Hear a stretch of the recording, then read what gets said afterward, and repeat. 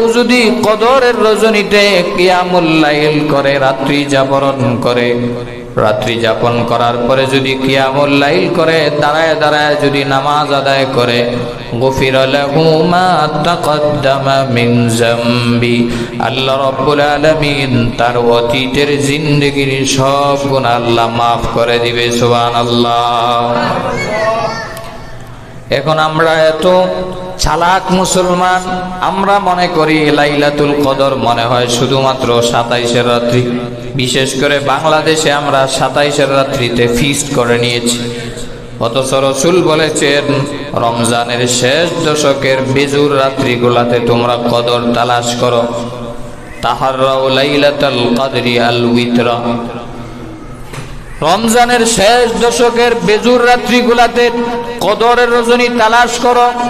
অথচ আমরা শুধুমাত্র একটা রাত্রিতে কদর তালাশ করি। এটা হলো বোকা মুসলমানের কাজ। আর বুদ্ধিমান মুসলমান মুমিনের কাজ হচ্ছে লাইলাতুল কদর রমজানের শেষ দশকের প্রত্যেকটা রাত্রিতে তালাশ করা, বিশেষ করে বেজুর 5টা রাত্রি তালাশ করা। এবার বলবেন হুজুর কদরের রজনী এক রাত্রি হলেই তো ভালো হতো, আল্লাহ কেন গোপন রাখলেন? এখানেও এর ভিতরেও হিকমত লুকায়িত আছে।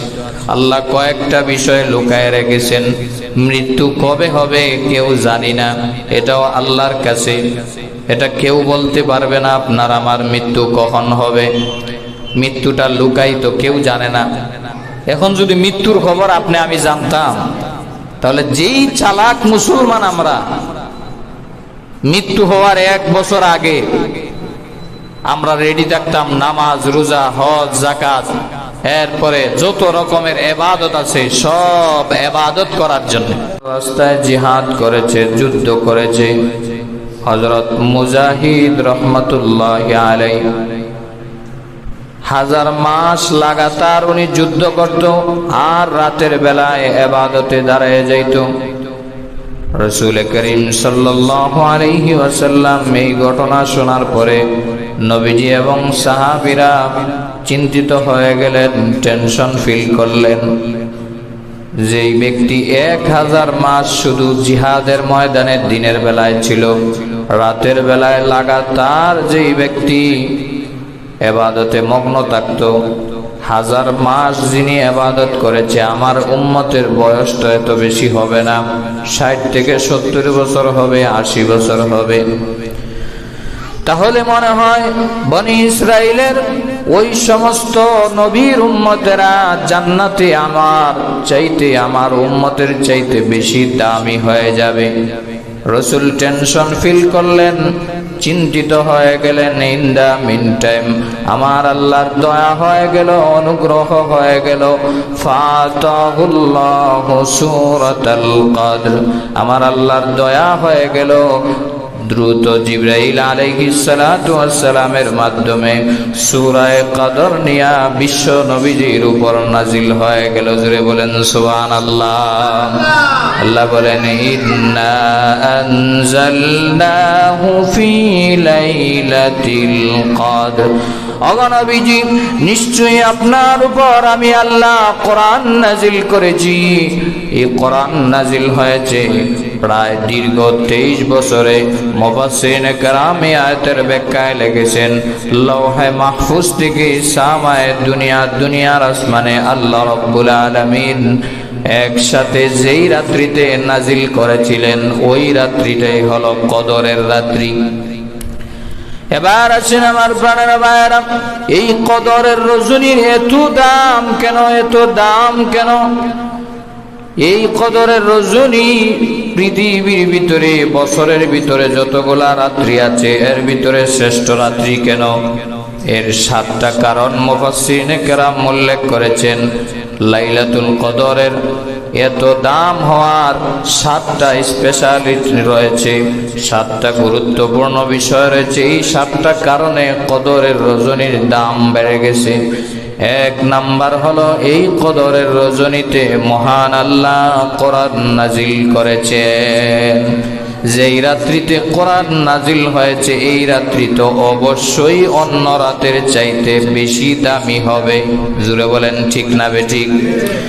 আল্লাহ রাব্বুল আলামিন বলেন, ইন্না আনজালনাহু ফি লাইলাতিল কদর, নিশ্চয়ই ওগো নবীজি আপনার উপর আমি আল্লাহ কোরআন নাজিল করেছি। কোরআন নাজিল হওয়ার কারণে কদরের রাত্রির দাম আল্লাহর দরবারে বেড়ে গেল, সম্মান বেড়ে গেল। এক নাম্বার কারণ। দুই নাম্বার কারণ হলো কদরের রজনী 1000 মাসের চাইতে আরো বেশি সবপূর্ণ রাত্রি, এই জন্য এই রাত্রির দাম বেশি। আল্লাহ রাব্বুল আলামিন কত সুন্দর করে জানায় দিলেন, লাইলাতুল কদরি খায়রুম মিন আলফি শাহর। কদরের রজনী এমন রজনী যেই রজনীতে ইবাদত করলে আল্লাহ রাব্বুল আলামিন 1000 মাসের চাইতেও আরো বেশি সওয়াব আল্লাহ আমল নামায় দিয়ে থাকে। সুবহানাল্লাহ। খাইর শব্দটি আরবি শব্দ, ইসমে তাফজিলের সিগা। লাইলাতুল কদরি খায়রুম মিন আলফি শাহ। আলফুন শব্দের শাব্দিক অর্থ যদিও 1000, আরবিতে আলফ ব্যবহার করা হয় 1000 বোঝানোর জন্য নয়, 1000-এর চাইতে আরো বেশি এটা বোঝানোর জন্য। আমরা অনেক সময় সংখ্যা বুঝাইতে গিয়ে একজনকে বলি 100 বার তোমাকে কথা বলেছি তুমি শুনো নাই। মূলত 1 2 3 4 5 10 100 এটা বোঝানো উদ্দেশ্য না। উদ্দেশ্য হলো তোমাকে অনেকবার বলেছি তারপরও তুমি শুনো নাই। আল্লাহ রাব্বুল আলামিন বুঝাইতে চায় আলফি শাহ 1000 মাস নয়, 1000 মাসের চাইতেও আরো বেশি সওয়াব আল্লাহ তোমার আমল নামায় দিয়ে দিবে। এক রাত্রের ইবাদতে 1000 মাসের চাইতেও আরো বেশি সওয়াব। এই 2 নাম্বার কারণ কদরের রজনীর দাম হওয়ার। 3 নাম্বার, লাইলাতুল কদরের এত দাম কেন? কারণ এই রাত্রিটা হলো বরকতময় রাত্রি।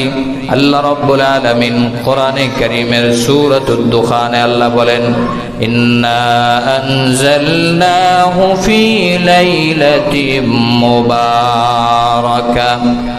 নিশ্চয়ই ওগো নবীজি বরকতপূর্ণ রাত্রে আমি কোরআন নাজিল করেছি। এই বরকতপূর্ণ রাত্রি দ্বারা কদরের রজনী উদ্দেশ্য। 3 নাম্বার কারণ হলো কদরের রজনী হলো বরকতপূর্ণ রজনী, এই জন্য এই কদরের রজনীর দাম আল্লাহর কাছে বেশি। 3 নাম্বার কারণ। 4 নাম্বার কারণ হলো বছরের অন্য কোন রাত্রিতে ফেরেশতা এত বেশি নাজিল হয় না, যেই রাত্রিতে কদরের রজনীতে এত বেশি রহমতের ফেরেশতা আকাশ থেকে আসতে থাকে। আল্লাহ রাব্বুল আলামিন বলেন, তানাজ্জালুল মালাইকাতু ওয়ার রূহু ফিহা বিইذনি রাব্বিহিম মিন কুল্লি আমর। আল্লাহ রাব্বুল আলামিনের হুকুমে অসংখ্য রহমতের ফেরেশতারা কদরের রজনীতে দুনিয়ার আসমানে নেমে আসে। সুবহানাল্লাহ। দুনিয়ায় তারা নেমে আসে, এমনকি হাদিস শরীফের ভিতরে আসে জিবরাইল আলাইহিস সালাতু ওয়াস সালামের 600 নূরের পাখা আছে। 600 নূরের পাখার ভিতরে 2টা স্পেশাল ডানা আছে, যেই 2টা স্পেশাল পাখা শুধুমাত্র কদরের রজনীতে পাখা মেলায়। আর এই 2টা ডানার উপর ভর করে অসংখ্য রহমতের ফেরেশতা দুনিয়াতে কদরের রাত্রিতে রহমত, বরকত, মাগফিরাত নিয়ে আসতে থাকে। সুবহানাল্লাহ। 4 নাম্বার কারণ।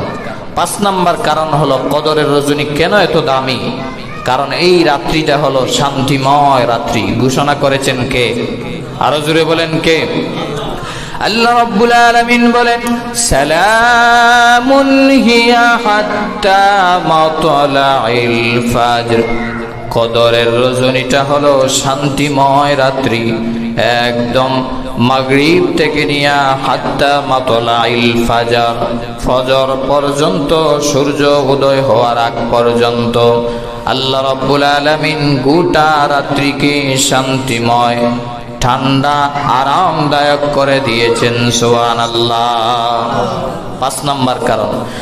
6 নম্বর কারণ হলো এই রাত্রিটা হলো ভাগ্য রজনী, ভাগ্যের বাঙা চলাচলে এই রাত্রিতে। কদরের রজনী হলো ভাগ্য রজনী। আল্লাহ রাব্বুল আলামিন কোরআনে কারীমের 44 নম্বর সূরাতুদ দুখানের ভিতরে আল্লাহ বলেন, ফিহা ইউফরাকু কুল্লু আমরিন হাকীম। আল্লাহ রাব্বুল আলামিন এই রাত্রিতে বান্দা বান্দীদের সব ভাগ্যের বিষয়ে চূড়ান্ত ফয়সালা করে থাকেন। কদরের রজনী হলো ভাগ্য রজনী। একদিকে ভাগ্য রজনী, ভাগ্যের ভাঙা চড়া চলতেছে, অপরদিকে মুসলমান শেষ 10 দিনে মার্কেটিং নিয়ে ব্যস্ত। ঠিক না বেঠিক? রমজানের শেষ 10 দিনে ভাগ্যের ভাঙা চড়া চলে। সারা বছরের ভিতরে আপনার কে বাঁচবে, কে মরবে, কে বিয়ে শাদী করবে, কার চাকরি হবে, কার চাকরি থেকে ট্রান্সফার হবে, পুরা 1 বছরের চূড়ান্ত বাজেট ফেরেশতাদের হাতে তুলে দেওয়া হয় কদরের রজনীতে। এই জন্য কদর শব্দের আরেকটা অর্থই হলো তাকদীর, লাইলাতুত তাকদীর।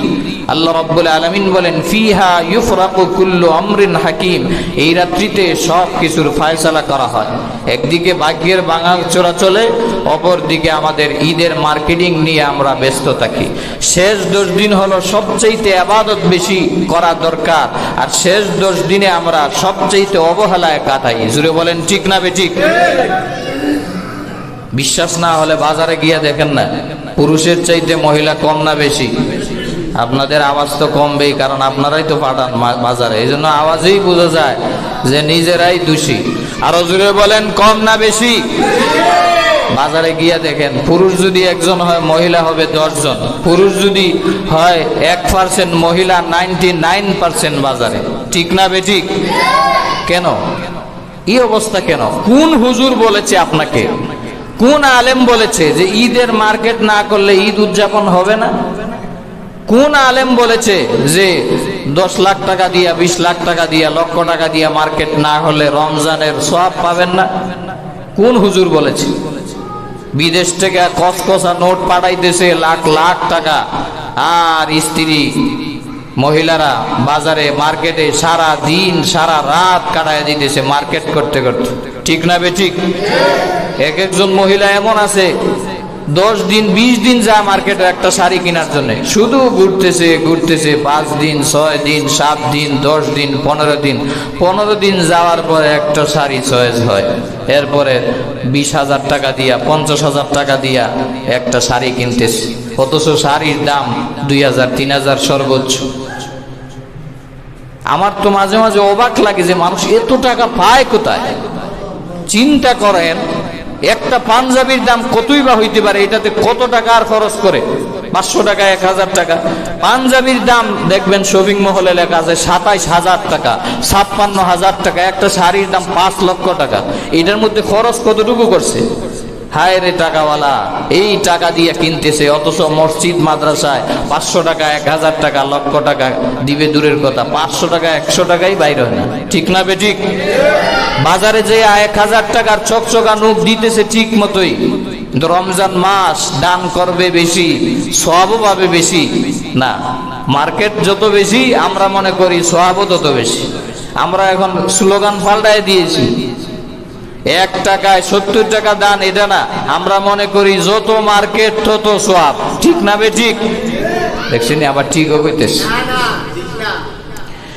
এই জন্য বলতেছিলাম আমার প্রাণের ভাইয়েরা, লাইলাতুল কদরের রজনীতে ভাগ্য নির্ধারণ করা হয়। এই রাত্রিটা এমন ফজিলতপূর্ণ রাত্রি, আল্লাহ রাব্বুল আলামিন আগামী 1 বছরের বাজেট ফেরেশতাদের হাতে উঠায় দেয়। 6 নাম্বার স্পেশাল এই রাত্রের। আর 7 নাম্বার, এই রাত্রের দাম এত বেশি কেন? কারণ এই রাত্রিটা হলো ক্ষমার রাত্রি। জুড়ে বলেন সুবহানাল্লাহ। রাসূল আরবি সাল্লাল্লাহু আলাইহি ওয়াসাল্লাম বলেন, قال النبي صلى الله عليه وآله وسلم من قام ليلة القدر إيمانا واحتسابا غفر له ما تقدم من ذنبه رسول করিম সাল্লাল্লাহু আলাইহি ওয়াসাল্লাম বলেন, কেউ যদি কদরের রজনীতে কিয়ামুল লাইল করে, রাত্রি জাগরণ করে, রাত্রি যাপন করার পরে যদি কিয়ামুল লাইল করে, দাঁড়ায় দাঁড়ায় যদি নামাজ আদায় করে, গুফিরা লাহু মা তাকদ্দামা মিন যামবি, আল্লাহ রাব্বুল আলামিন তার অতীতের জিন্দেগীর সব গুনাহ আল্লাহ মাফ করে দিবে। সুবহানাল্লাহ। এখন আমরা এত চালাক মুসলমান, আমরা মনে করি লাইলাতুল কদর মনে হয় শুধুমাত্র 27-এর রাত্রি। বিশেষ করে বাংলাদেশে আমরা 27-এর রাত্রিতে ফিস্ট করে নিয়েছি। অথচ রাসূল বলেছেন, রমজানের শেষ দশকের বেজুর রাত্রিগুলাতে তোমরা কদর তালাশ করো। তাহাররাউ লাইলাতুল কদরি আল উইতরা, রমজানের শেষ দশকের বেজুর রাত্রিগুলাতে কদরের রজনী তালাশ করো। অথচ আমরা শুধুমাত্র একটা রাত্রিতে কদর তালাশ করি। এটা হলো বোকা মুসলমানের কাজ। আর বুদ্ধিমান মুসলমান মুমিনের কাজ হচ্ছে লাইলাতুল কদর রমজানের শেষ দশকের প্রত্যেকটা রাত্রিতে তালাশ করা, বিশেষ করে বেজুর 5টা রাত্রি তালাশ করা। এবার বলবেন, হুজুর কদরের রজনী এক রাত্রি হলেই তো ভালো হতো, আল্লাহ কেন গোপন রাখলেন? এখানেও এর ভিতরেও হিকমত লুকায়িত আছে। আল্লাহ কয়েকটা বিষয় লুকায় রেখেছেন। মৃত্যু কবে হবে কেউ জানি না, এটাও আল্লাহর কাছে। এটা কেউ বলতে পারবে না আপনার আমার মৃত্যু কখন হবে। মৃত্যুটা লুকায়িত, কেউ জানে না। এখন যদি মৃত্যুর খবর আপনি আমি জানতাম, তাহলে যেই চালাক মুসলমান আমরা, মৃত্যু হওয়ার 1 বছর আগে আমরা রেডি থাকতাম নামাজ, রোজা, হজ, যাকাত, এরপরে যত রকমের ইবাদত আছে সব ইবাদত করার জন্য। আর মৃত্যুটা যদি প্রকাশিত হতো, তাহলে যত রকমের আকাম কুকাম 2 নাম্বারি কারবার আছে সব আমরা স্টার্ট দিয়ে দিতাম। মৃত্যুর আগে আগে আমরা প্রস্তুত হয়ে যাইতাম। কবরে চলে যাওয়ার জন্য ইবাদত করতে হবে, নামাজ পড়তে হবে, রোজা রাখতে হবে, বন্দেগী করতে হবে। আমরা মৃত্যুর আগে তখন প্রস্তুত হইতাম। আর সারা জীবন আমরা গুনাহে কাটাইতাম, অবহেলায় কাটাইয়া দিতাম। এই জন্য আল্লাহ রাব্বুল আলামিন মৃত্যুটাকে লুকায় রাখছেন যে, বান্দা সব সময় তুমি মৃত্যুর প্রস্তুতি নাও, সব সময় তুমি কবরের প্রস্তুতি নাও, সব সময় তুমি আমি রবের কাছে আসার জন্য প্রস্তুত থাকো। এটা আল্লাহ রাব্বুল আলামিন চায়। এই জন্য আল্লাহ কিয়ামত লুকায় রেখেছেন। কিয়ামত কখন হবে সেটাও কেউ জানে না, জানেন কে? একমাত্র আল্লাহ। মৃত্যুটাও আল্লাহ লুকায় রেখেছেন। একমাত্র কারণ হলো বান্দা যেন সব সময় প্রস্তুত থাকে আমি রবের কাছে আসার জন্য। বান্দা যেন গুনাহ না করে, পাপ না করে, বান্দা যেন সব সময় প্রস্তুত থাকে একমাত্র আমি রবের কাছে আসার জন্য। কারণ মৃত্যুটা কখন হবে কেউ বলতে পারি না, ঠিক না বে ঠিক? মরণ থেকে যতই পালাও মরণ তোমায় লইবে গিরি, মরণ থেকে যতই পালাও মরণ তোমায় লইবে গিরি, যদিও সুদূর আকাশ পানে লুকিয়ে সে তাই লাগিয়ে সিঁড়ি। রে কলিজার টুকরা যুবক ভাইয়েরা, মৃত্যু কখন হয়ে যাবে কেউ জানে না। মৃত্যুর বাজনা যে কোনো সময় বাজতে পারে। আজরাইল কখন কার সাথে সাক্ষাৎ করবে কেউ বলতে পারে না। গতকালকের ঘটনা অনলাইনে বাজতেছে, এখনো পর্যন্ত জানাজা হয় নাই। বাগেরহাটে যুবক টাগরা নওজোয়ান বিবাহ করেছে। বিবাহ সম্পন্ন হয়েছে ইফতারের সময়। নববধূকে নিয়ে রওনা হয়েছে। প্রতিমধ্যে এশার নামাজের আযান হওয়ার আগেই মৃত্যু পথের যাত্রা হয়ে গেছে। বর এবং নববধূ সহ প্রায় 12 জন যাত্রী একসাথে আল্লাহর ডাকে সাড়া দিয়ে চলে গিয়েছে। একই পরিবার নয়, দুইটা পরিবারের 12 জন 13 জন মানুষ একসাথে জীবন দিয়েছে এই রমজান মাসে। তাজা খবর গতকালকে। এই জন্য আমার প্রাণের ভাইয়েরা, এই বর এবং নববধূর অন্তরে কত ভালোবাসার ছোঁয়া ছিল। বাসর হবে, তাদের জীবন হবে, কত সুন্দর জীবনের ধারণা তাদের ছিল ভবিষ্যৎ নিয়ে। কিন্তু কে বা জানতো তারা ঘন্টা খানিক পরেই আজরাইলের সাথে সাক্ষাৎ হয়ে যাবে। এজন্য যুবক ভাইয়েরা আমার, কলিজার টুকরা যুবক ভাইয়েরা, মুরব্বী বাবাজিরা, কখন মৃত্যু হয়ে যাবে কেউ জানে না। এই জন্য কবরের প্রস্তুতি নাও, মৃত্যুর প্রস্তুতি নাও, কদরের রজনী তালাশ করো।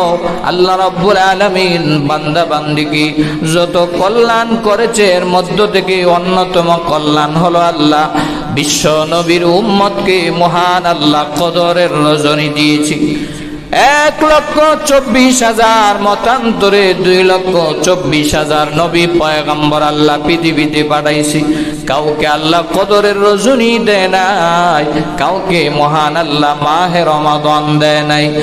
একমাত্র শেষ নবীর উম্মতকে মহান আল্লাহ ভালোবেসে মহব্বত করে সুপার পাওয়ার দিয়া আমার আল্লাহ কদরের রজনী দিয়েছি। জুড়ে জুড়ে বলেন সুবহানাল্লাহ। এই জন্য আমার প্রাণের ভাইয়েরা, অবহেলা করবেন না, এই কদরের রজনীকে কাজে লাগান। হতে পারে বিশ্ব নবীজির হাদিস মোতাবেক যদি একটা কদরের রজনী আপনার জীবনে পেয়ে যান, আপনার গোটা জিন্দেগি ধন্য হয়ে যাবে। 83 বছর 4 মাস লাগাতার ইবাদত করলে যেই সওয়াব, সেই সওয়াব আল্লাহ আপনার আমলনামায় উঠিয়ে দিবেন। এই জন্য এই কদরের রজনী আমরা তালাশ করব প্রতিটা বেজুর রাত্রিতে। এখনো আরো অনেকগুলা বেজুর রাত্রি রয়ে গিয়েছে। রমজানকে আমরা জীবনের শেষ রমাদান মনে করে আরো রমজানের যেই কয়টা দিন বাকি আছে, আর বেশি দিন নাই, হয়তো আগামী জুমা যদি 30 রোজা হয় তাহলে আগামী জুমাও সর্বশেষ জুমা হবে, আর না হয় এই জুমাই রমাদানের এই বছরের শেষ জুমা হয়ে যাবে। এই জন্য এই কয়টা দিনকে আমরা কাজে লাগাই।